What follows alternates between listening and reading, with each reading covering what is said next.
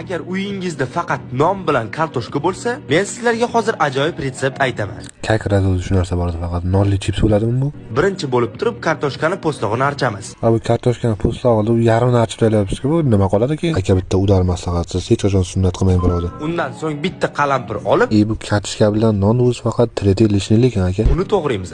Menimcha hammani uyida ikkita dona tuxum bo'lsa kerak. Uyda emas, o'zimiz bilan olaveramiz lekin, uni ishlatib bo'lmaydi. Bularni sal keyinroq qo'shamiz. O'zingizga qo'shib o'ring, menga o'zimga kerak hali. Uyda sariyog' bo'lmasa lekin uyatda. Sariyog'siz uymi qo'shing, yana Kolumbiya sitrus mevalaridan, Dubayda bananlardan qo'shingiz ham. Bittadan ozginasini olib qolamiz. Yana bizga piyoz, ukrop va ketchup mayonez kerak bo'ladi. Bular kam, biroq sosiska ham qo'shing orasiga. Shularni hammasini qo'shamiz va ajoyib osh tayyor. Ketchup qani, buni tuxumi qani, qayerdan kelib qoldi go'sht, qoshiq qayerdan keldi? Aka siz non bilan kartoshkadan osh qildingizmi? Men sizga bitta piyoz o'zidan shashlik qilib beraman, keling oldimga.